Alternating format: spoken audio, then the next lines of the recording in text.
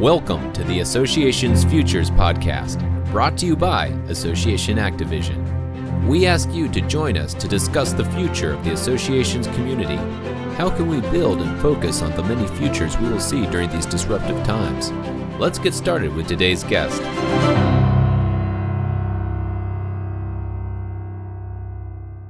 Welcome to today's broadcast of Association Futures.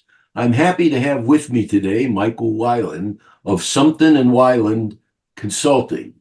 Michael is a former association executive with over 40 years of experience in both corporate and government public policy, management, and administration.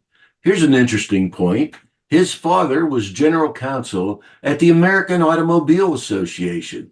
You might say the nonprofit world is in Michael's blood. Michael co-founded his consulting practice in 1990.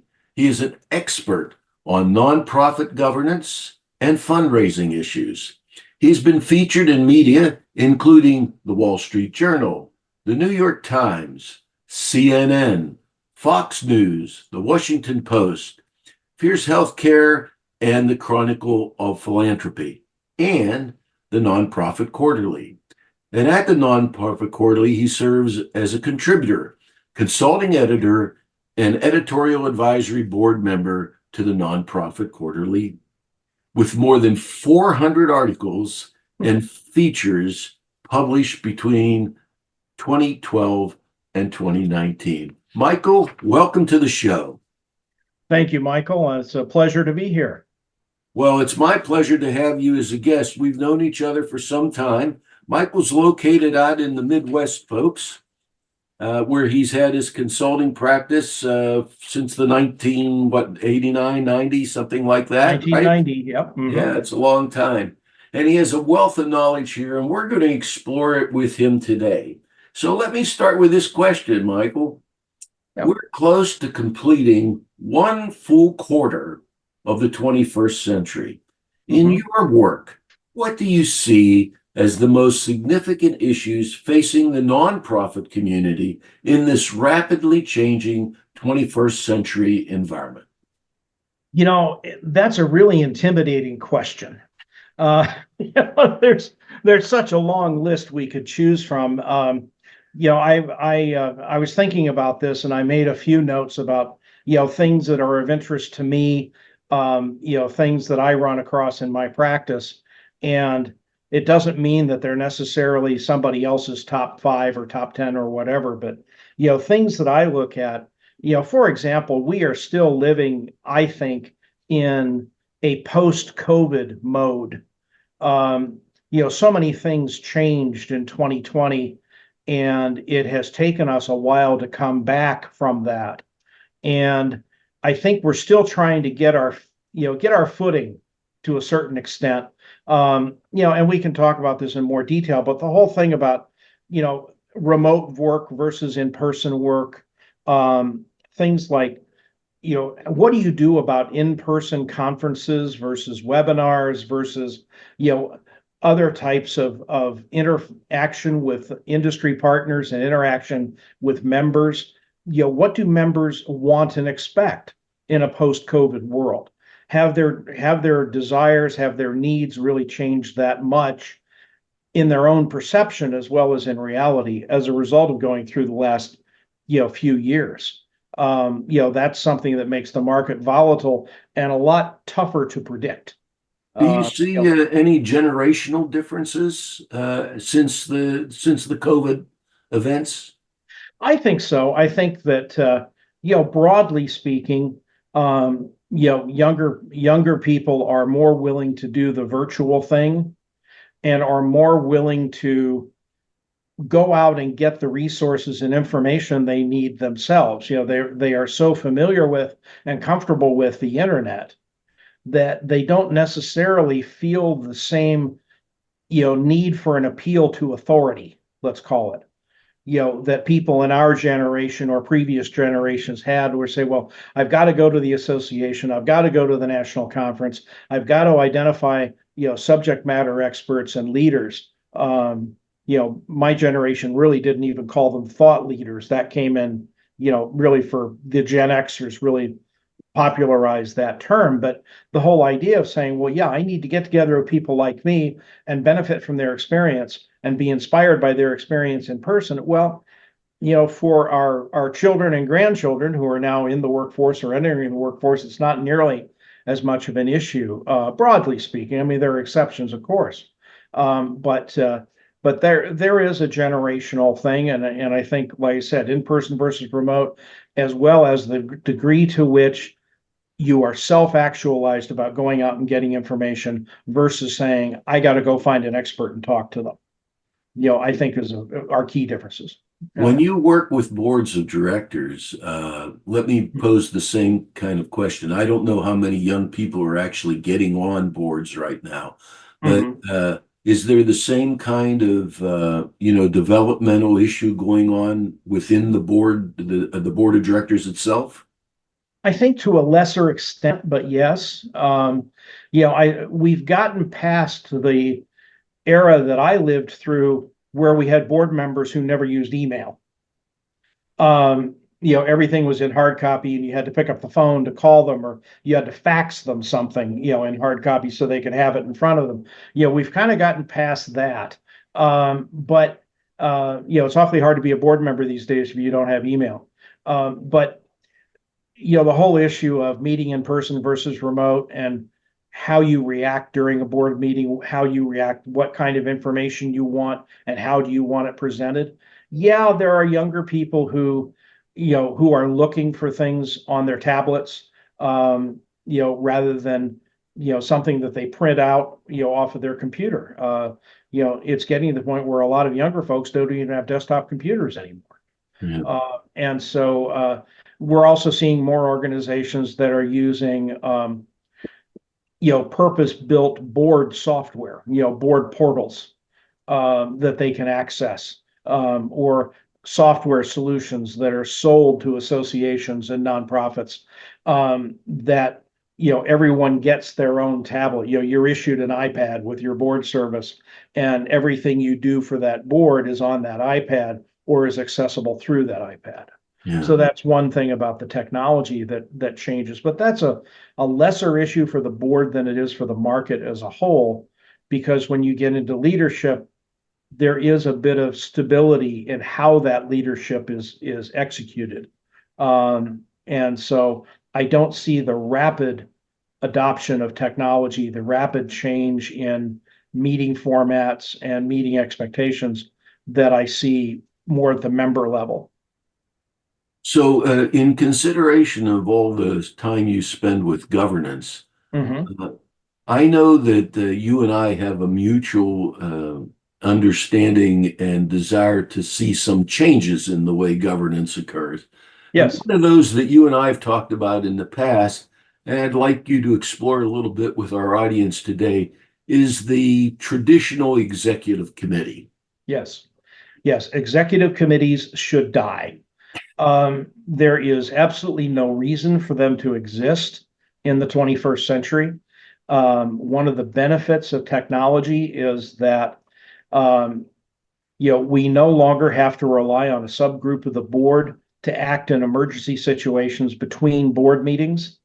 We now have the capacity to call a board meeting virtually and have it take place online. And that's really more important to have the entire board involved rather than a small subset. Now, there are some boards that are just plain too large. They say, well, I can't get 50 people online in 48 hours. Well, why do you have a board with 50 people on it? That really, that stretches the definition of governing board. And that's more like a legislature.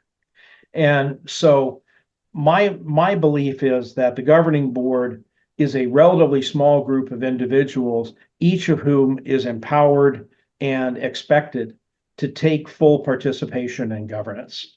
And so that's I really don't think the executive committee is where that belongs. I think there ought to be a governance committee that is not necessarily the officers of the corporation, but the charter of the governance committee should be, and I use the term advisedly, the hygiene of the board of directors.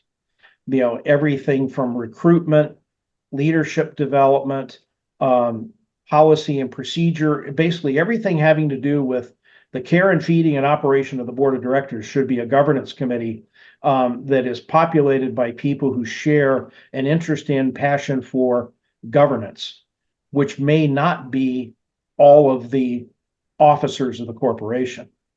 Yeah, in a lot of associations that are, the so-called professional societies, a lot of them in education and alike, they have boards that are elected by their members. And the consequence of that is often that they are experts in their discipline, but they know very little about actually being an officer, and a director is an officer of a type on a board. What do you think about altering that model in as we progress through this new century?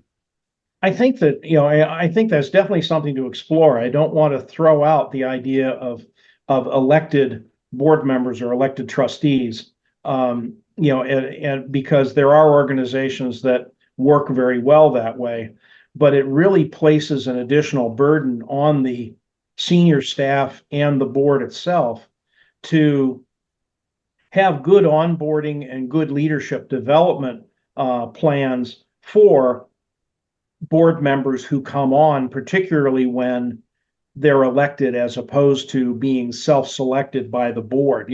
The board goes out and does the recruiting and say, these are the criteria we're going to use, and this is the type of person we want to attract. Now, the board can do that informally.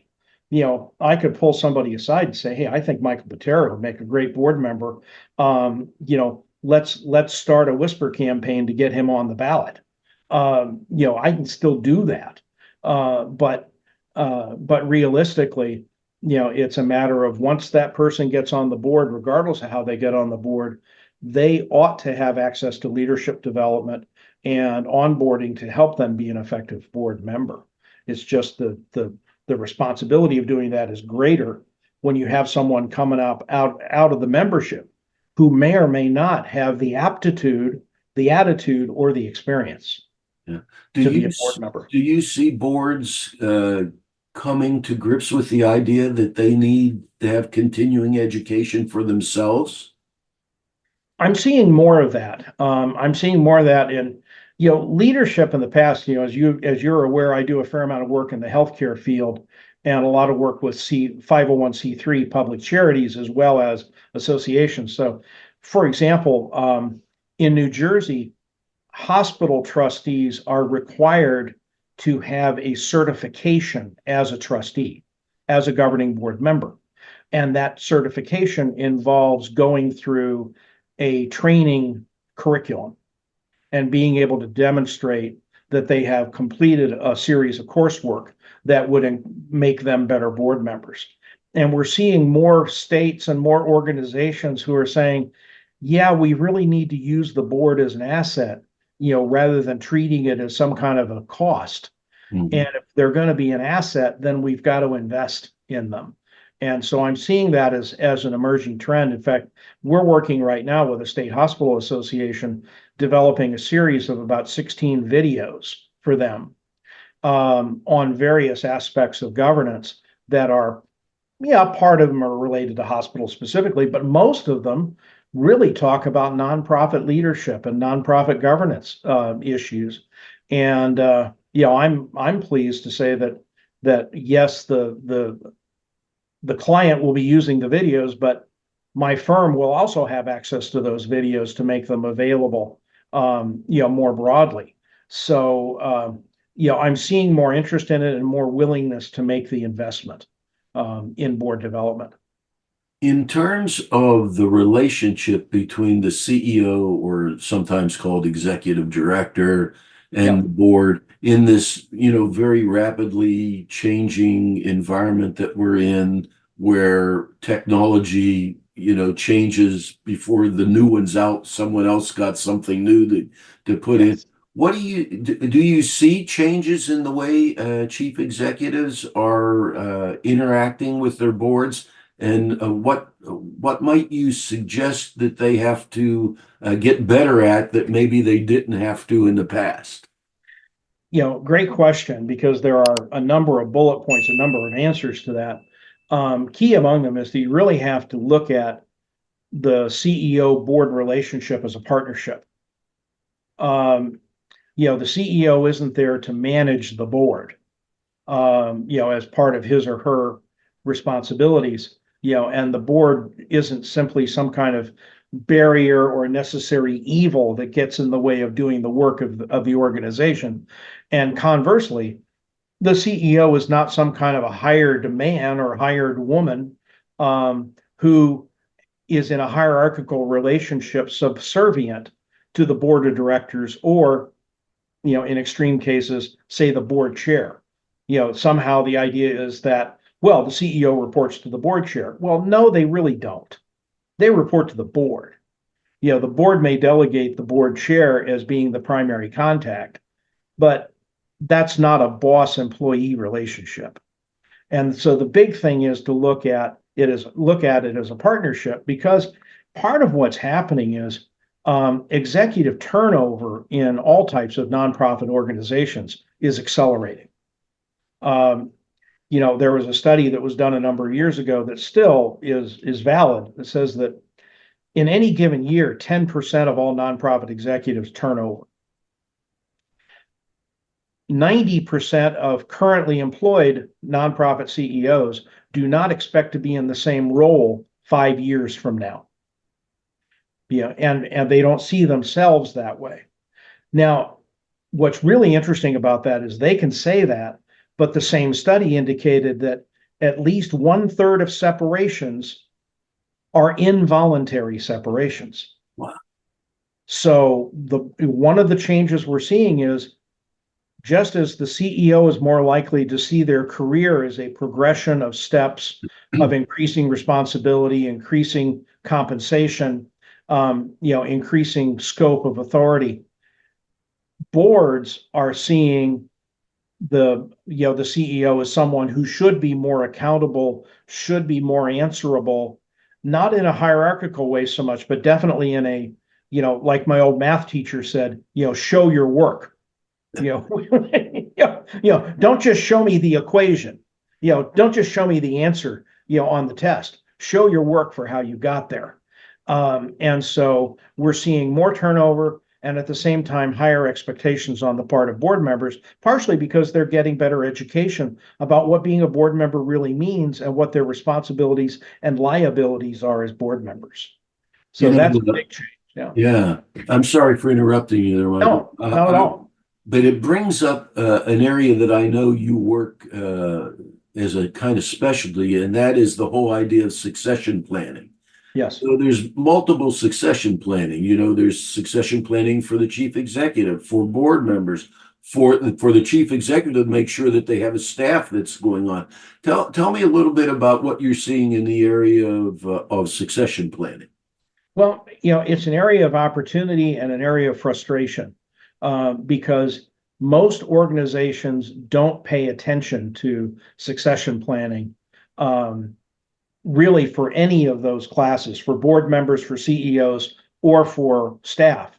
They really just are in a very reactive mode, and it really puts them behind the curve in a lot of ways. And the first thing I point out and the first thing I recommend is, have a plan in place.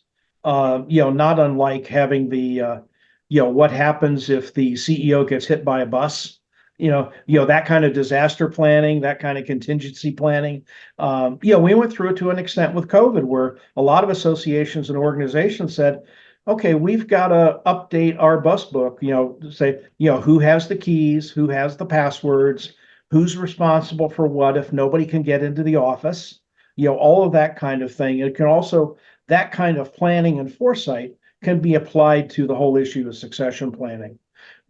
Having good job descriptions for staff, having an idea of what kind of board members we want to have, rather than focusing on names, let's focus on roles, and recruit for roles. And and of course, with the CEO, we know that the CEO is more likely to turn over quicker now than in previous decades.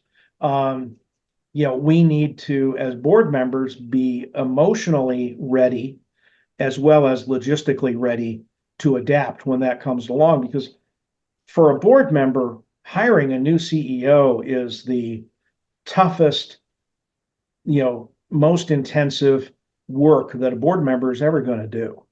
I mean, absent the kind of nuclear crisis that comes along once in a generation, that issue of how do I recruit and hire a CEO, that takes a lot of time and it takes a lot of investment and it takes a lot of energy. And if you're not prepared for it emotionally or logistically, it really lengthens the cycle between the departure of the previous CEO and the hiring of a new one. So that's a big place where I start. In fact, we recently worked to help hire the CEO of a hospital. And this is a C3 public charity. I understand it's not an association, but what I'll tell you is that it took months. It's harder to find people. It's very hard to find the right people. And in any kind of a nonprofit voluntary organization, it takes longer to do things because there are more people involved in each step in the process. It's not just like, if I own a business, I can go out and say, okay, we need to hire 5 people and we need to get it done by the end of the month. Now, my HR person may be tearing their hair out, but they'll figure out some way of kicking that can or getting that job done as quickly as possible. Whereas if you have a board or even a committee of a board, you've got to advertise and you've got to vet resumes and, okay, we get 100 resumes in for one position. Half of them are qualified. A quarter of them are reasonably qualified. Which 5 or so do we interview? Then how do we choose which one we want? Knowing full well, now this is my firm's experience, but I stand behind it. About 1 time out of 3, if a board makes an offer to their first choice candidate, that candidate will not take the job. Yeah, that's which important. Again, further elongates the hiring cycle. It's amazing how often you get to a point where, hey, we found the person we want. We took them through interviews. We did background checks, reference checks, all of those things. We got to the point, this is the guy, this is the guy, or this is the woman we want. And then they come in and say, I've decided I don't want to relocate. My spouse has decided I don't want to relocate. The salary range that you told me about and I thought was reasonable, all of a sudden I'm not so sure about. And all of those kind of reasons come in, and it's not because people are dishonest. It's just because people are people. And so, that can elongate, like I said, a hiring process. And if you don't have your ducks in a row going into a hiring process, you're going to be building the plane in the air, as they say. Yeah. You're going to be in mid-flight saying, well, what should we pay this person? Do we pay them just what we paid the last person, or do we actually go out and do a compensation survey and figure out what the market says we ought to be paying? What are the specific factors in our organization that would indicate that pay should either go up or go down relative to the market?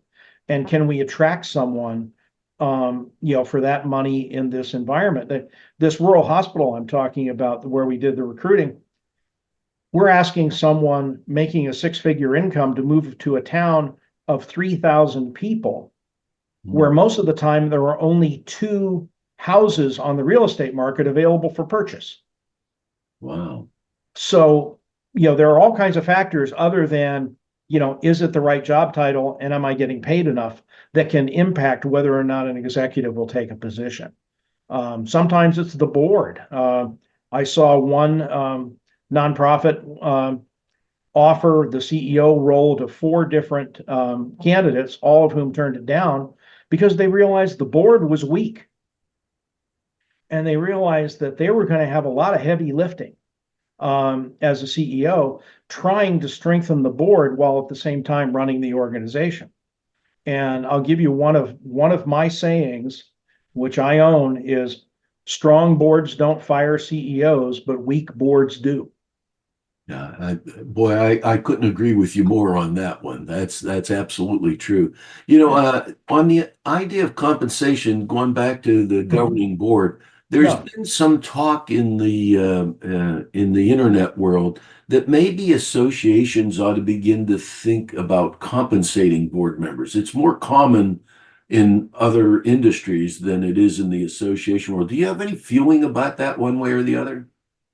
I think you're right. Currently, it's rare for any nonprofit, association, charity, fraternal organization, whatever, to compensate board members. Now, there are some that will reimburse expenses. Right. Um, or like I know I've been involved in Head Start in the past, and one of the things they would do is provide childcare for board members coming to board meetings, Hmm. because at least half the board members have to also be customers of the service. So they have to have preschool children. Well, okay, so we're going to provide childcare for the children of the board members so the board members can sit in the meeting. But you're right, they don't get paid per se as a rule. Now, California has a specific regulation that no more than 50% of a nonprofit board can receive compensation. So there are exceptions to this rule. I don't believe that paying board members is inherently a bad idea. Um, I don't think paying them a significant amount of money is a good idea. We've seen some problems with this in the private foundation world, the 501(c)(3)s that are private foundations. Some of them have been like family foundations that would pay their trustees six-figure incomes.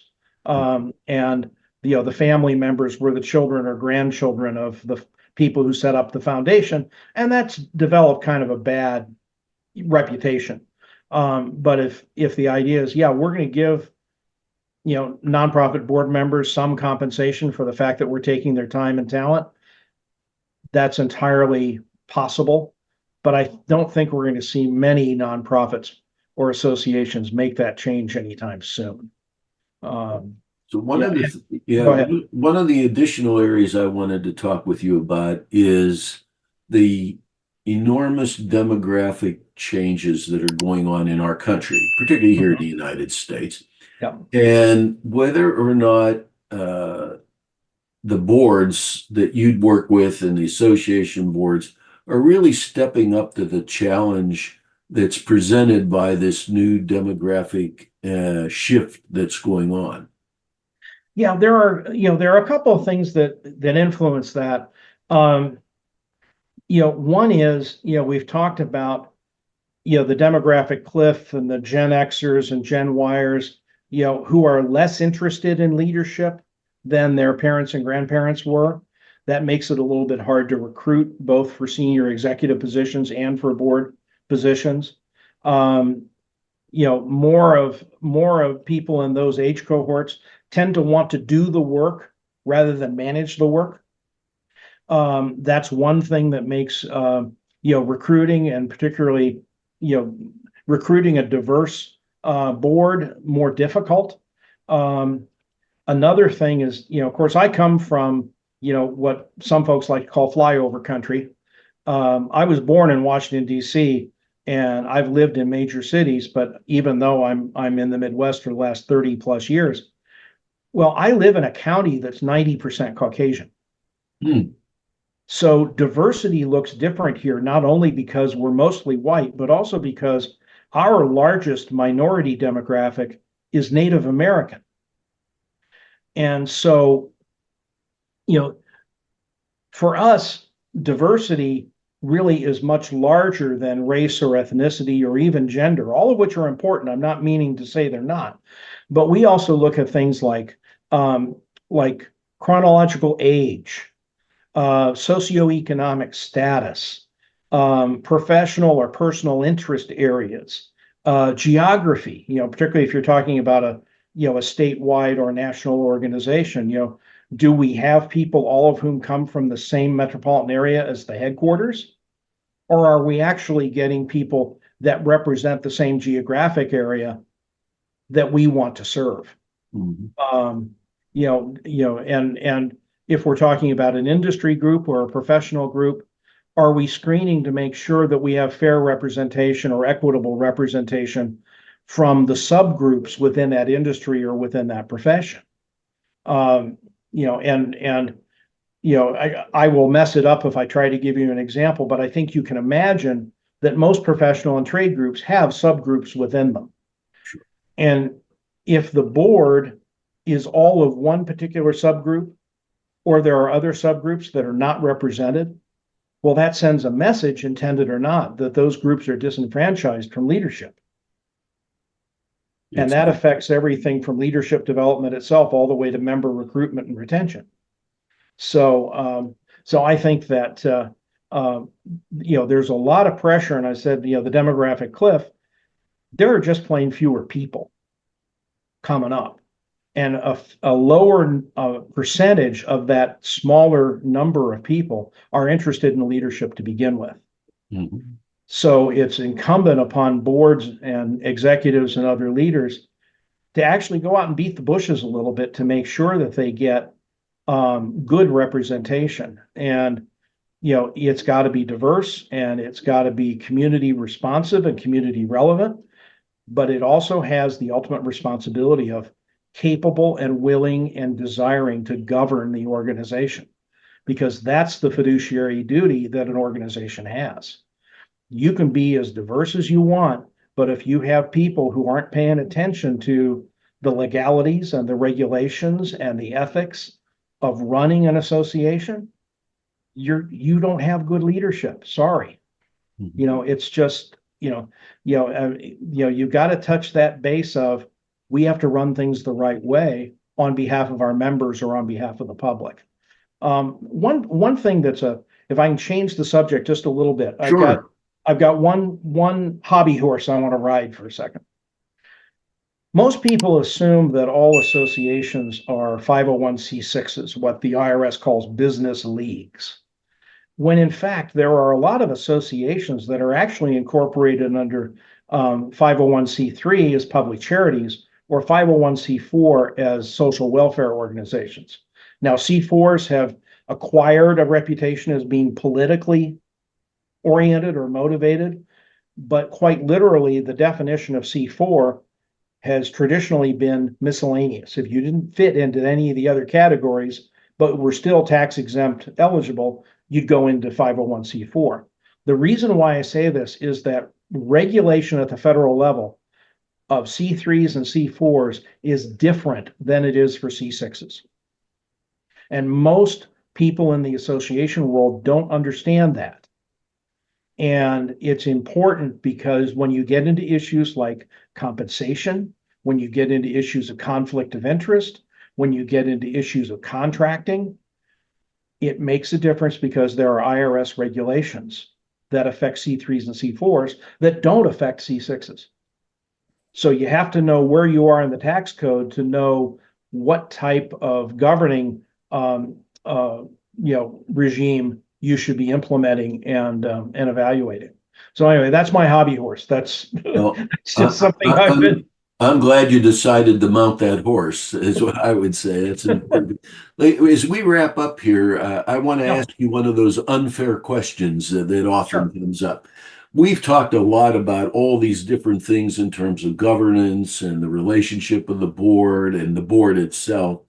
If you had to put yourself out in terms of maybe one or two recommendations of concentration that boards should really put their mind to, what would that be? I would say be intentional, be focused, and focus on the long term for your organization's board in the same way as ideally you should be for the organization or association itself. Don't stumble into action. Don't just react to things. Actually pay attention, be intentional, anticipate what you're going to need going forward, and plan for that future. Now, what that plan looks like, I can't answer that question. I had a call yesterday from an association CEO talking about the fact that they had an association and they also had an affiliated foundation. And the question was, how are the association and the foundation working with each other? How are they not working well with each other? And what should we do? And I said, there is no single answer. There are about 5 options I can think of off the top of my head. But what it really comes down to is having the conversation. What is it you want to be when you grow up?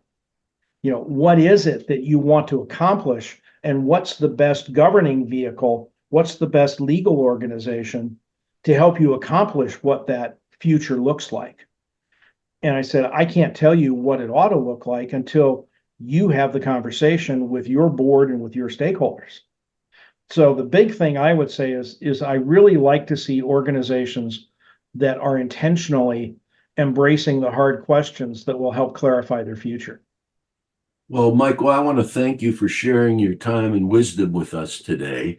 And for those of you who want to contact Michael, he can be reached at michael@somethingandwyland.com, or I'm sure you can find him on LinkedIn. Just put his name in, Michael Wyland, and I'll put on the screen for those of you actually seeing this in video, so that you'll be able to see that and write it down. Michael, thank you so very much for joining me today. And for all of you, we'll be back in a couple of weeks again with another guest as we look at the association's futures. Thanks for joining us. Thank you.